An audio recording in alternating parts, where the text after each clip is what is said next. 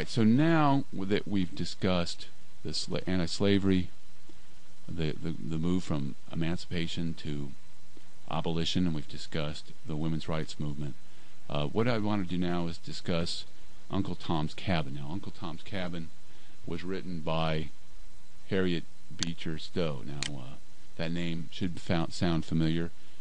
Harriet Beecher was the daughter of Lyman Beecher, the social reformer and preacher. We've already mentioned her sister, Catherine, who was a big believer in this cult of domesticity that we just discussed. Harriet Beecher was born in Connecticut, and then when her family moved to Cincinnati, she went as well, and she married a professor at Lane Seminary, where her father was the president. His name was Stowe, Calvin Stowe, and he was a professor, I think, of Hebrew and Greek and the Old Testament. Now, she was a woman. She had attended a women's school. She was a highly intelligent, educated woman, and like many middle-class women, she threw herself into various reform movements. Now, she was gifted as a writer, and so she used her talents writing. She wrote pamphlets for the temperance movement. She wrote pamphlets for the Sabbatarian movement, that is the idea of making Sunday a holy day of rest and keeping the Sabbath. So she was involved. Those were movements that her father Lyman had been involved in the past. And she also liked to write fiction. Now, there was a very popular magazine for middle class women called Godey's Lady Book, and Harriet Beecher Stowe began to send her writings and her stories to Godey's Lady Book. Now, Godey's Lady Book was its longtime editor was a woman named Sarah Hale, and it was considered to be, it set the trend for fashion for middle class women, but also it espoused this ideal that middle class women were more compassionate, not just middle class women, but women in general were more compassionate, more caring, that they had a natural affinity for caring for children, that they had a duty to protect public morality and to maintain high moral standards in the community. And it was the book was very popular among middle class women, and it was this book that where Harriet Beecher Stowe began to first write fictional pieces of literature. Now, by 1852 or so, 1851, when she first published Uncle Tom's Cabin, by this time period, Harriet Beecher Stowe was becoming increasingly concerned about the abolitionist movement. And one of the things that bothered her was the fact that the abolitionists were unable to get broad popular support, that there were so many Northerners who did not care about the plight of slaves. There were a couple of things that happened in her life that she found shocking. For example, in 1836, James Birney, the same person who would later be the candidate for the Liberty Party, he published a anti-slavery and abolitionist newspaper in Cincinnati, and it just incensed the public. And in 1836, a mob burned down his publishing business, drove him out of town. The next year, in 1837, another abolitionist named Elijah Lovejoy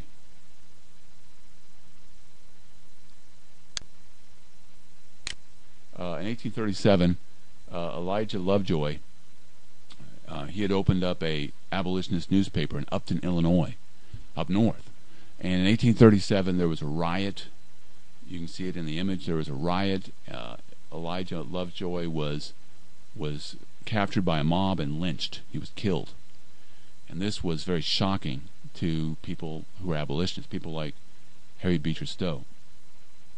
But then probably the biggest shock and the biggest concern of Harriet Beecher Stowe was the Compromise of 1850, some years later. The Compromise of 1850 included the Fugitive Slave Act. The Fugitive Slave Act enabled the government to take slaves who were suspected of being runaways and to capture them and send them back to slavery in the South. Now, Harriet Beecher Stowe, she had been involved in the Underground Railroad. She was opposed to slavery, and she was very angry. Now, many other folks who were abolitionists and opposed to slavery, they also were angry. You can see from the image that in Boston there was a broadside, a pamphlet went out, a bulletin went out asking for people to come together in a rally to oppose the fugitive slave law, and it talks about the evils of slave power. There were many abolitionists who believed that wealthy Southern slave owners were manipulating and controlling the American government to impose their evil institution on the rest of America. So the fugitive slave law really got Harriet Beecher Stowe and other abolitionists motivated to take action. And Harriet Beecher Stowe decided to take action by writing a novel. She had experience in writing. She had written fictional pieces for Lady Godey's magazine. So she decided to write a novel, and it was beginning in 1851. She published in an anti-slavery newspaper a series of, she published the novel in segments, in a serial form. And eventually in 1852, the entire novel came out, known as Uncle Tom's Cabin. You can see the first printing of it as an image. And this book, when she wrote the book, she wrote it in a form that was very popular at the time. It was called domestic. It was a genre called domestic fiction. It was very melodramatic, very sentimental. But even though she was writing in a form of a novel that was very popular at the time, the book had a very radical message, because for the first time in American literature, the central character, Uncle Tom, was an African American, and that was unheard of. So she was using a popular literary genre to send a message, a radical message to America. It would be as if somebody were to write a very popular novel like about vampires or something. The vampires seem to be like Twilight series seems to be popular today. It would be like if somebody wrote a novel about vampires, but the central message had to do with the environment or gay rights or some controversial issue that's on people's minds today. But this book was very, very popular, and within a year it sold 300,000 copies, and it was an instant bestseller. And not only was it published in America, it was translated and sold in Europe, and it was just a big bestseller. In fact, in the 19th century, it's the #1 bestseller in terms of copies sold. And not only that, but it was made into a popular drama, a stage drama that was watched across the North. Now, in this novel by Harriet Beecher Stowe, like I said, the central character was an African American, Uncle Tom. And what Harriet Beecher Stowe wanted to impress on her readers was that African Americans were capable of being Christians, ideal Christians. In this novel, Uncle Tom is the idealized Christian. He's beaten, he's tortured, he's mistreated. The big villain in the book is the slave taskmaster, Simon Legree. You can see an image from the book. Simon Legree, who is standing in the image, was mean, vicious person who was always mistreating and treating Uncle Tom terribly. But Uncle Tom, no matter how badly he was treated, he always had an inner peace because he had the love of the Lord in his heart. And that's the way that Harriet Beecher Stowe wanted to convey. She wanted to convey that message that African Americans were Christians, and that African Americans were people, and that slavery was an institution that dehumanized and belittled people. And she wanted the reader in the North to read this novel and say to themselves, can I live with myself if my brothers and sisters in Christ are suffering that way in the South? And the book did a lot to change attitudes, so that more and more Americans in the North came to believe that slavery was wrong. Now, that's not to say that they believed that African Americans were the equals of whites. Typical of the attitudes of many Northerners was somebody like Abraham Lincoln before the Civil War. Abraham Lincoln, one of the reasons why he was nominated by the Republican Party in 1860 was that his public positions were in line with public opinion in the North. He viewed slavery as immoral and wrong, but he still believed in accepting slavery in the South for the keeping the Union intact, and he also was a believer in colonization. He believed that blacks and whites could not live with each other at peace, and he supported colonization. He also believed that whites were superior to blacks.